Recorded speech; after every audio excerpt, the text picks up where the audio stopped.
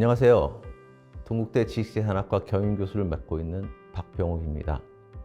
본 영상을 통해 여러분들께 말씀드리고자 하는 말씀은 미국 특허 심해 소송에서 우리가 맞닥뜨리는 문제 중에 하나인 디스커버리를 대비하기 위해서 우리나라 기업들이 무엇을 어떻게 해야 하는지에 대한 것입니다.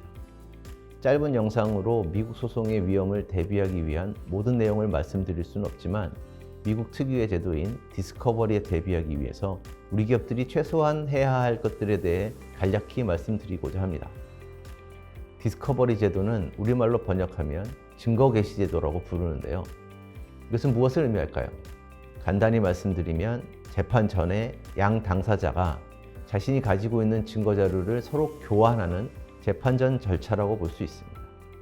우리나라에서는 민사소송법에서 규정하고 있는 문서 제출 명령으로 법원이 반드시 필요한 증거에 대해서 제출 요구하는 제한적인 제도가 있습니다만 이것은 분쟁의 대상이 된 사실이나 증거를 발견하기 위해 당사자에게 자료를 제출하도록 강제하는 데는 한계가 있습니다. 그러면 미국 특허 침해 소송에서 디스커버리는 왜 중요할까요? 소송의 승패는 디스커버리에 어떻게 대응하는지에 대해 달려있다고 해도 과언이 아닙니다. 게다가 디스커버리 절차는 시간도 비용도 많이 듭니다. 보통 디스커버리에 지출되는 비용이 전체 소송 비용 중 절반 이상이 소요되는 것이 현실입니다.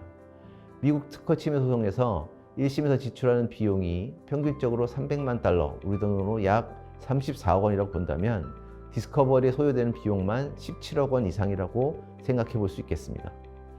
미국 시장에 우리 기업이 제품을 판매하고 있다면 언제라도 미국에서의 특허 침해 소송이 발발할 가능성이 있습니다. 미국에서 특허 침해 소송은 매년 3,000건 이상이 발생하고 있고요. 요즘 코비드-19 시대에는 소송 건수가 증가하고 있다는 보고도 있습니다. 하지만 우리 기업들은 미국 소송에 대한 이해와 디스커버리에 대한 준비가 거의 안 되어 있는 기업들이 많습니다. 일부 대기업들 외에는 디스커버리의 개념을 정확히 인식하고 디스커버리에 대비하는 것을 소홀히 하고 있는 것이 현실입니다. 이제 우리 기업들이 어떻게 미국 소송을 대비해서 디스커버리에 대응해야 할지에 대해서 살펴보도록 하겠습니다. 첫째로 디스커버리에 대비하기 위해서는 증거 보존에 대한 평상시의 이해와 준비가 필요합니다. 디스커버리 제도에 따라서 소송에서 원피고는 모두 자신이 가지고 있는 소송과 관련된 증거가 될 가능성이 있는 자료들을 모두 제출해야 하는 의무가 있습니다. 자신이 가지고 있는 자료를 숨기거나 파기하면 법원으로부터 심각한 제재를 받는 건 물론 소송에서 패소하는 결과를 가져올 수도 있습니다. 최근 미국 국제무역위원회에서 LG에너지솔루션과 SK이노베이션 간의 영업비밀 침해 소송이 있었죠. 물론 양사의 합의로 소송이 종결되었지만 이 소송에서도 SK이노베이션이 관련 증거를 훼손했다는 것이 인정되어서 패소로 이어지는 결과를 낳은 것을 볼 수 있었습니다. 이처럼 미국에서는 증거 자료를 훼손하는 것이 바로 소송의 패소로 이어질 수 있고 이에 대해서 막대한 벌금에 처해지거나 손해배상액이 늘어나기도 하는 심각한 상황을 초래하기도 합니다. 차라리 자신이 가지고 있는 증거를 솔직히 다 제출하고 패소하는 것보다 더 치명적인 피해를 입을 수도 있습니다. 따라서 소송이 합리적으로 예측되는 경우에는 관련된 증거 자료를 훼손하지 않고 보존하는 것이 필요합니다. 제가 자신이 가지고 있는 자료를 보존해야 하는 의무가 생기는 때가 소송이 합리적으로 예측되는 때라고 말씀드렸습니다. 소송이 합리적으로 예측되는 때는 어떤 때일까요? 소장이 우리 회사에 도착했을 때, 소장이 접수되었음을 어떤 식으로든 알았을 때는 당연히 이에 해당되게 될 것입니다. 또한 그 이전이라도 서로 간의 라이센스 등의 협상이 결렬되거나 특허권자로부터 침해에 대한 경고장을 받았을 때 이런 경우에도 소송이 합리적으로 예측될 때라고 볼 수 있습니다. 미국 소송에서는 이처럼 소송이 합리적으로 예측될 때 바로 증거를 보존해야 하는 의무가 생깁니다. 이러한 상황이 되면 회사의 법무부서나 특허부서에서 사내에 증거 보존 명령을 내려야 합니다. 이러한 증거 보존 명령을 리티게이션 홀드 또는 리걸 홀드라고 합니다. 증거 보존 명령은 제기된 소송이나 예상되는 소송과 관련된 기술 인력, 영업이나 마케팅 인력, 법무 또는 특허 인력, 재무 또는 회계 인력, 관련 임원 등이 대상이 되어야 하고요.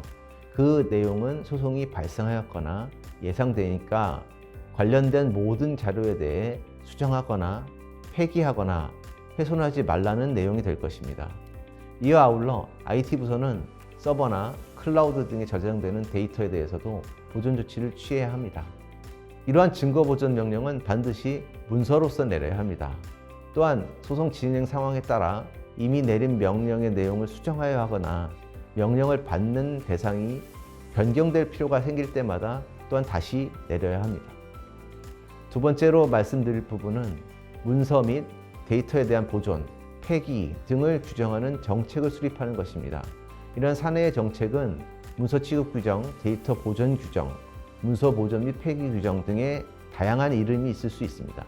기업들은 대부분의 문서나 자료를 전자적 형태의 이메일이나 전자문서로 작성하고 보존하고 있습니다. 이러한 전자적 데이터에 대해 어떤 자료를 얼마나 보존하여야 하는지, 이를 어떻게 폐기해야 하는지 이러한 것들에 대한 규정을 사내에 마련해야 한다는 것입니다. 소송에 직면했을 때 같은 시기에 작성된 어떤 자료는 보존되어 있고 또 어떤 자료는 폐기되어 있다면 폐기한 이유에 대해서 상대방에게 추궁당할 수 있습니다. 이러한 것뿐만 아니라 디스커버리 단계에서는 많은 비용과 시간이 드는데 이를 절감하기 위해서는 사내에 이러한 규정이 필수적입니다. 많은 기업들이 자료에 대해 과도하게 보존하는 경향이 있습니다. 나중에 다시 봐야 할지도 모른다 또는 게으름으로 인해서 과도하게 오래된 자료들도 회사의 구성원들의 PC에 저장되어 있는 경우가 많습니다. 이메일도 마찬가지죠. 그런데 이 수많은 데이터들을 모두 디스커버리 과정에서 검토하려고 하려면 그만큼 많은 인원이 그만큼 많은 시간을 또 투여해야 합니다. 역시 그만큼 많은 비용이 들겠죠.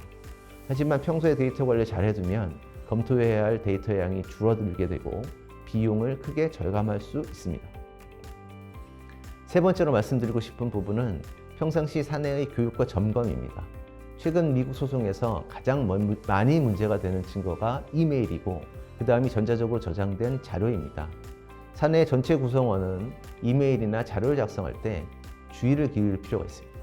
예를 들어서 어떤 직원이 특허팀에 특정의 특허에 대해 침해 우려를 표명하면서 이메일로 침해에 대한 조사나 분석을 의뢰하는 경우가 있습니다. 이 경우 이메일에 우리 제품이 해당 특허를 침해하는 것으로 보인다는 표현을 쓰기도 합니다. 그런데 소송이 벌어지면 이런 이메일이 증거로서 제출될 수 있고 상대방 특허권자는 이메일 내용을 보면 우리 회사가 해당 특허권의 존재와 그 특허권을 침해한다는 것을 인식하고 있었다고 주장하게 됩니다. 그러면 이러한 상대방의 주장을 뒤엎기는 쉽지 않습니다. 따라서 소송에서 불리한 자료가 될 수 있는 내용의 이메일이나 자료는 남기지 않는 것이 현명합니다. 즉 침해에 대한 자의적인 판단이 포함된 이메일이나 자료는 아예 작성하지 말고 구두로 검토 의뢰하고 보고도 구두로 하는 것이 바람직합니다. 네 번째로 당부드리고 싶은 것은 침해 입증과 관련된 부분입니다. 침해를 입증해야 하는 것은 원고인 특허권자입니다. 피고가 자신의 특허권을 침해했다고 주장하는 원고는 그 침해에 대한 입증 책임이 있습니다. 어느 정도 합리적으로 침해를 입증하여야 피고가 이에 대해 반박을 하는 것입니다. 따라서 원고인 특허권자 입장에서는 증거자료를 통해 피고가 자신의 특허권을 침해했다는 것을 입증하고자 하고 소송을 제기하기 전에 이러한 증거를 여기저기서 모으려고 할 것입니다. 특허권자 가장 입수하기 쉬운 자료들은 어떤 것일까요? 아마 공개되어 누구나 접근 가능한 자료겠죠. 예를 들어 회사의 홈페이지, 언론에 나온 기사, 전시회에 출품한 경우에 카탈로그와 같은 자료, 그리고 매뉴얼 같은 것들이 입수하기 쉬울 것입니다. 의외로 이러한 자료들이 침해를 입증하거나 고의성을 입증하는 데 많이 사용됩니다. 예를 들어 회사의 CEO나 연구소장 같은 분이 언론과 인터뷰를 할 때 회사의 제품이나 기술에 대해 과도하게 설명하는 경우가 있습니다. 이것이 소송에서 침해를 입증하기 위한 증거로 사용될 수도 있습니다. 제품의 광고도 마찬가지고 전시회에 출품한 전시물, 제품, 카탈로그 같은 자료도 마찬가지입니다. 게다가 최근에는 SNS를 활용한 마케팅이 활발합니다. 물론 회사의 비즈니스를 위해서 적극 활용하는 것이 바람직하겠지만 항상 그 내용을 소송을 제기할 가능성이 있는 경쟁사가 그 내용을 모니터링하고 있다고 생각하세요.